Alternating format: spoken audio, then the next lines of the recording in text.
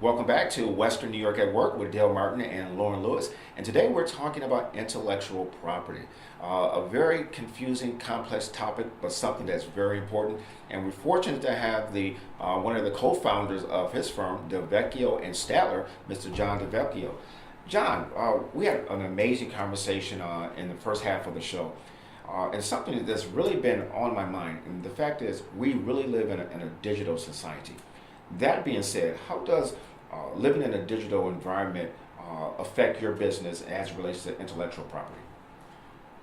Well, it's an interesting question. It's a good question because let's go back in time. When I first started practicing, there was no internet.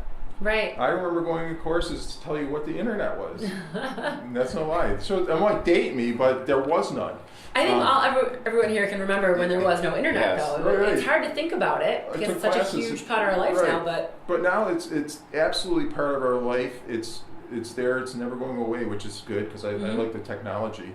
I think what you really need to be concerned about is, the works and how they're transmitted and received over the internet. And a lot of that has to deal with, a lot of the stuff has to deal with copyright as it is being sent and received. Because, copyright protects original works of authorship. I think I mentioned that, but, and you say, well, what's that mean? Well, an original work of authorship is, created by somebody, and it could be a photograph, it can be a sound recording, it can be a drawing, it can be a sketch. What about taking notes on a napkin? Did that count as it? It could actually, because you got to understand, it's a very broad concept. It's an original work of authorship. Yeah. And if you just take notes during a seminar, if there's enough originality in it, then you have copyright in it.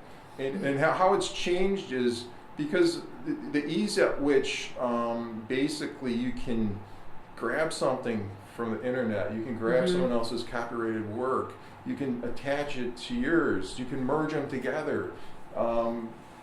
Which seems like there could be some copyright infringement there. There is, because someone, you could go on and grab a portion of a website that you like, and say, hey, I want to add this to mine. But the standard for copyright infringement is you're taking a chunk of someone else's work and you're using it in your work, and it's called, if there's substantial similarity basically between the original and what you're doing, then that's an issue of copyright infringement if there's substantial similarity. And the standard's easy. Did they have access to it, and then was there copying? If there was, then you're a copyright infringer. And there's a few exceptions to it if it's for educational purposes or debate or whatnot. That's called fair use. But those exceptions are sort of well-defined, but not easy to go past them. Right. So there's a few exceptions for, political talk and things like that, where you can, show a small blurb of someone's work or whatever. We deal with that case every now and then where we do have situations where, somebody grabbed a photo from someone else's website and they stuck it on their website, and it's usually tied to other things as well. It's just not like just a photo or something like that. They usually tied to some marketing or something that means something commercially. Yeah. But then again, then you got to consider, well, there's fair use because companies are legally allowed to compare their product against another product, right? Advertising, commercial use. This dishwashing detergent is better than this one. You show the two of them together. Right. That's okay. That's fair use. That's basically commercial advertising. That's fair. But another bad one is you make a derivative works. What's a derivative work? Well, let's say you take a picture. Okay, and you tweak it, Photoshop it, or whatnot. Right. Now that's called a derivative work, and you own the copyrights in that as well. Now, Dale takes the picture and he tweaks it. Now that you're sliding into a world of infringement now, because he has no legal right to take your photo and start changing it, or if I started changing it, and that's how this whole thing starts to spin. Because I'll take your photograph and I'll say I can make that look better, I'll change this and that, and I start using it for my advantage. Well, I just made a derivative work of your work by making my derivative work, and now I'm infringing your original work. it gets complex. Yes, it does. It does, because Yeah, that's how a lot of it starts, because they don't take your exact working copy. They want to tweak Right, it a they're little editing bit. it and- They want to tweak it a little bit, and so that's called a derivative work. But under the It's still Copyright your work. under the Copyright Act, the author owns the right to all the copyright in the work and all the copyright in all the derivative works. So that's just touching the surface of this stuff. yeah. Now you can see when you get these websites and whatnot involved in disputes about he's putting stuff up there that's sort of like mine, and she's putting it up there, and it's the derivative work without unauthorized derivative work. But on at my least work. give someone the credit for their work if you're Well, going to use that. I think. A lot of this can be solved with a simple licensing agreement. Mhm. You know, if people really cared and just said, "Hey, can I license this for you for X dollars?" Right. But I think as this digital age has evolved, more people just do worry about consequences later until they're caught. It's like do it. Because I feel like a lot of times too, they probably are like, I'm not going to get caught. Yeah. They just don't think someone's going to catch that. Right. I know a local guy in the Western community had beautiful drone footage of the city of Buffalo. This recently happened, and it was used in a show on the Food Network, I There you believe go. it was. And he caught it. He's like, that's my footage. He took us like a still shot of his footage from his drone and the footage they used on the show. I mean, cars parked, everything, the clouds, Right. exactly the same. And so he just wanted credit for his work. Right. And that was it. But the fact that they took his drone footage and didn't even credit yeah, it. he owned the copyright He owned it. in the Mhm. drone footage. Someone else came along, they took that his copyrighted work and they incorporated it into their work, maybe all of it, whatever they did. So they made a derivative. They made an unauthorized derivative work of his work. Yeah. And that's obviously a case of copyright infringement. Someone possibly made money. And how? There you go, commercial purpose. Yes. The courts, I'll tell you this, with this copyright stuff, the courts really do not like people making, commercialization of someone else's work. So a lot of times, it's more like, well, so, it's not that bad if you just use it for comment or whatever, but they really it really gets their goat when someone starts doing this stuff for commercial advantage by lifting someone else's works. Yeah. And John, I'm sure over the course of your career, you've seen a lot of changes throughout intellectual property law, and have worked in a lot of different industries. What type of industries have you really seen evolve or have been a major part of your business over the course of your career practicing? Yeah, I have worked in, I've worked in everything from, I've worked with anybody from like small inventors, solo people, to small, medium companies to very large companies over my career. And, I've seen myself that it's really interesting because, you think the patent system's been around forever, but there's always creative people out there. Oh, yeah. And, I do a lot of mechanical stuff, electromechanical stuff. And there's Helpful with your mechanical engineering background, I'm sure. Yeah. And I've done a lot of design patents. And that's not a utility. It's like, I got some examples in the walls here. It's like a copyright, but not a copyright. It's called a design patent. It's a little weird thing, but I feel like I'm in college this morning. I've been learning so many new terms. And speaking of learning, for business owners, entrepreneurs, anyone who has an idea, they want to get more information. I think there's a monthly forum or something that takes place.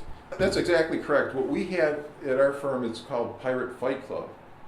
I love it. Love the name. Pirate Fight Club, PFC. Some boxing going on? No.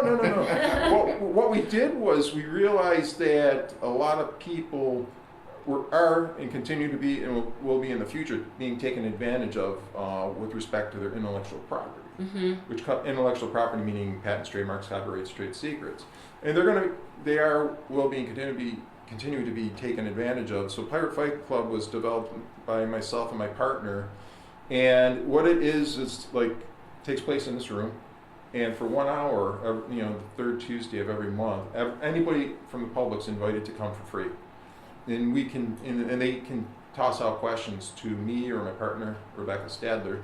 And they can talk about anything. We'll talk about anything. We don't go over particular legal questions like, oh, I have this case, I got this problem with this guy. And no, it's more generic. Like, okay, what's a trademark? How can I protect it? What's a patent? What's a trade secret? and what's a copyright. And so we get people on the right course, because what is what and how they can help. And it's an hour long and open to the public, totally free.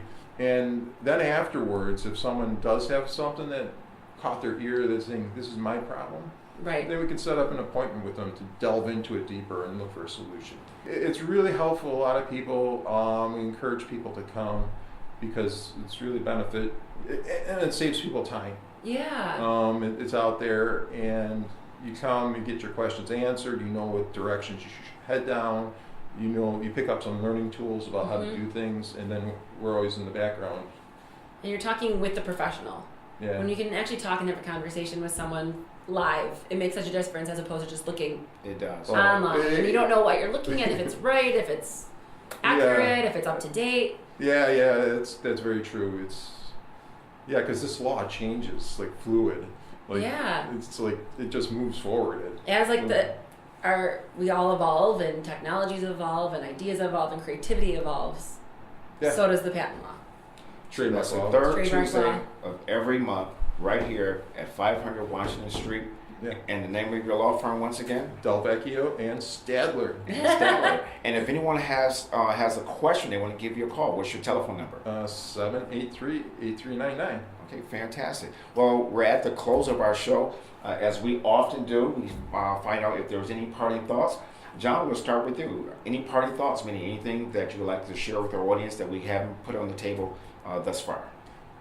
No, I just want to let people know that they if they have any intellectual property issues, questions, they can either come to our Pirate Fight Club, that's obviously open to the public and free, or they could just feel free to go to our website, devans.com, and they can access there, and we're more than happy to meet with people and talk through their issues, get them a solution.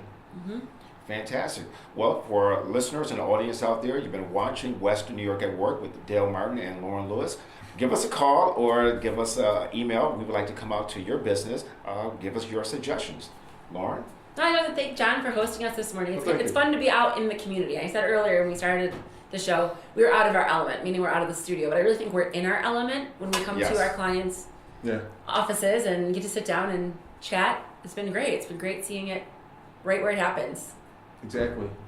Well, I'll close out the show. I love your logo and your color scheme, so I think I'm going to change our colors to green and white. I don't know. You better see if there's a copyright or patent on it. I don't want any copyright infringement, Dale. That's right. I know. We'll see you next time, Western New York at Work.